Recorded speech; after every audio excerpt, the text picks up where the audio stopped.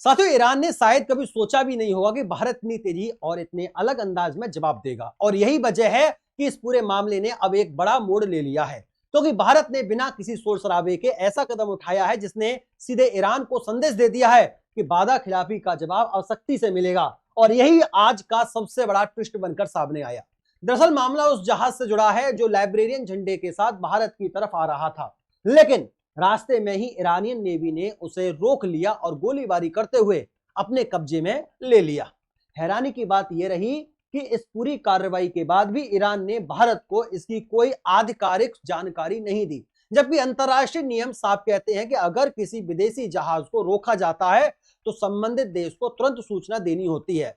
यहीं से मामला और गंभीर हो जाता है, क्योंकि अभी तक यह भी साफ नहीं है कि उस जहाज को कहां से लाया गया है, ना ही जहाज के क्रू मेंबर्स को भारत से बात करनी दी जा रही है। यानी साफ है कि ईरान इस पूरे मामले में कुछ हासिल करना चाहता है और उसी दबाव की रणनीति के तहत यह कदम उठाया गया है।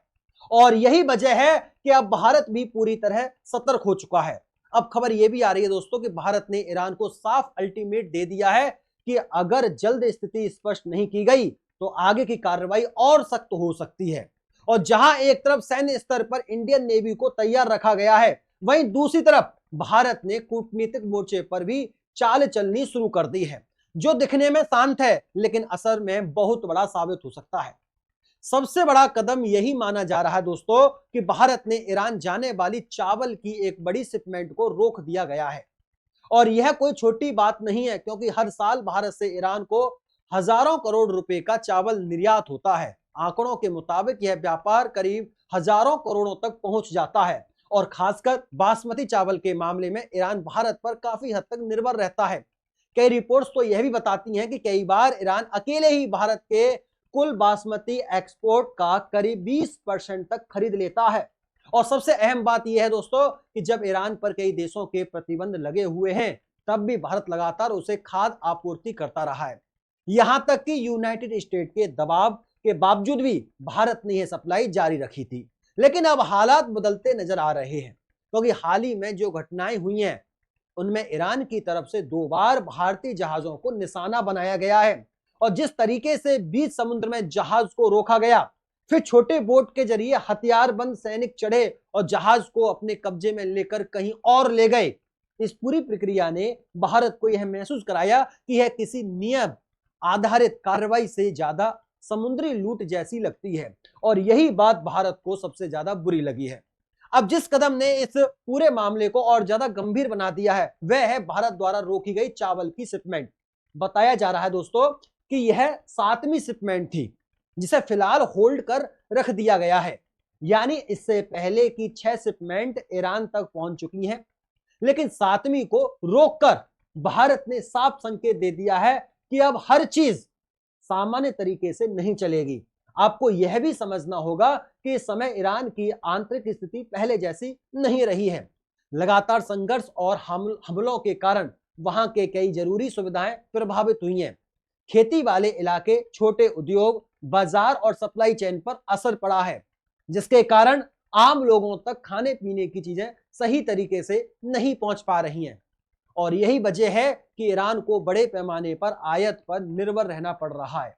ऐसे में भारत की भूमिका और भी अहम हो जाती है, क्योंकि चावल जैसे जरूरी खाद्य पदार्थ के लिए ईरान काफी हद तक भारत पर निर्भर करता है, और हर एक शिपमेंट पर हजारों टन चावल भेजा जाता है, जो सीधे आम लोगों की जरूरतों से जुड़ा होता है। और अगर यही सप्लाई अचानक रुक जाए तो इसका असर सीधे जनता पर दिखाई देता है, जिससे अंदरूनी असंतोष भी तेजी से बढ़ सकता है। एक्सपर्ट मानते हैं कि अगर यह शिपमेंट लंबे समय तक रुकी रहती है तो ईरान के अंदर महंगाई और खाद्य संकट और गहरा हो सकता है, और इसका दबाव वहां की सरकार पर भी पड़ेगा, क्योंकि जब आम जनता को रोजमर्रा की चीजें नहीं मिलती तो नाराजगी बढ़ती है, और कई बार यही नाराजगी विरोध के रूप में सामने आती है। इसलिए यह कदम केवल व्यापारिक नहीं बल्कि रणनीतिक भी माना जा रहा है। यही वजह है कि भारत का यह फैसला एक तरह का दबाव बनाने का तरीका भी है। बिना किसी सैन्य कार्रवाई के भी कैसे किसी देश पर असर डाला जा सकता है, यह इस उदाहरण से समझा जा सकता है। और भारत ने यही दिखाने की कोशिश की है कि जरूरत पड़ने पर वह अपने आर्थिक संबंधों का इस्तेमाल भी एक मजबूत हथियार की तरह कर सकता है। अब दिलचस्प बात यह भी रही है दोस्तों कि आधिकारिक तौर पर भारत ने इस शिपमेंट को रोकने की वजह हार्मुज क्षेत्र में बढ़ते खतरे और सुरक्षा चिंताओं को बताया है, लेकिन समय को देखकर कई विश्लेषक इसे सीधे उसी घटना से जोड़ रहे हैं जिसमें भारतीय जहाज को रोका गया था, क्योंकि अगर खतरा पहले से था, पिछली 6 शिपमेंट बिना किसी रुकावट के कैसे पहुंच गई? यही सवाल अब लगातार उठ रहा है, क्योंकि इस पूरे घटनाक्रम को अगर बड़े नजरिए से देखें तो यह सिर्फ एक जहाज या एक शिपमेंट का मामला नहीं रह गया है, बल्कि यह सीधे तौर पर भारत और ईरान के रिश्तों की दिशा तय करने वाला मोड़ बनता जा रहा है। क्योंकि अब सवाल भरोसे का है और जब भरोसा टूटता है तो उसके असर बहुत दूर तक जाते हैं।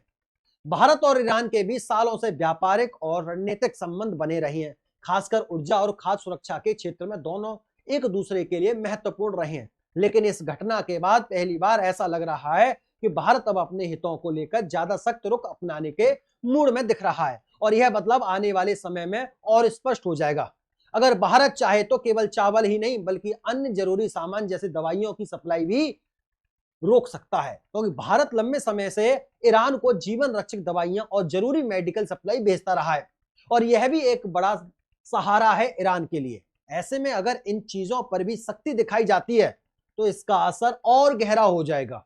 दूसरी तरफ यह भी ध्यान देने वाली बात है दोस्तों कि भारत ने अभी तक अपने कदम बहुत संतुलित तरीके से उठाए हैं और सीधा टकराव नहीं किया गया है, बल्कि कूटनीतिक और आर्थिक दबाव के जरिए संदेश देने की कोशिश की गई है ताकि हालात और ज्यादा ना बिगड़े और बातचीत की गुंजाइश बनी रहे, क्योंकि किसी भी बड़े संघर्ष का असर पूरे क्षेत्र पर पड़ता है। लेकिन अगर ईरान की तरफ से स्थिति को जल्दी स्पष्ट नहीं किया गया, साथियों, ईरान के समुद्र में जाकर भारत अपनी शिपमेंट को कैसे वापस लाया, अगर ये आप जानकारी लेना चाहते हैं तो मैंने एक सुबह मॉर्निंग में वीडियो बनाई है जिसकी लिंक मैं डिस्क्रिप्शन में दे दूंगा। अगर आप वो वीडियो देखना चाहते हैं तो वहां से डिस्क्रिप्शन में जाइएगा, उस वीडियो को जरूर देखिएगा। साथियों, भारत के पास और भी सख्त विकल्प मौजूद हैं, जिनमें समुद्री सुरक्षा बढ़ाना, व्यापारिक प्रतिबंध और अंतरराष्ट्रीय मंचों पर मुद्दा उठाना शामिल होगा, और तब मामला और ज्यादा गंभीर दिशा में जाएगा। यानी साफ है कि भारत ने इस बार जो कदम उठाया है वह एक तरह का चेतावनी संकेत भी है और रणनीतिक चाल भी, जिससे यह दिखाया जा रहा है कि अब भारत केवल प्रतिक्रिया देने वाला देश नहीं रहा, बल्कि परिस्थितियों के हिसाब से खेल बदलने वाला देश बन चुका है। और आपको शायद ही मालूम होगा कि ईरान की फार्मेसी में मिलने वाली लगभग हर दूसरी दवा पर मेड इन इंडिया की छाप होती है। हाल ही में भारत ने एक बार फिर अपनी दोस्ती निभाते हुए ईरान को जीवन रक्षक दवाओं यानी लाइफ सेविंग मेडिसिन की बड़ी खेप भेजी थी, लेकिन अब ईरान उसी मदद को पूरी तरीके से भूल चुका है। यही नहीं, अगर आंकड़ों की बात करें तो ईरान अपनी कुल मेडिकल जरूरतों का करीब 40% हिस्सा अकेले भारत से पूरा करता है।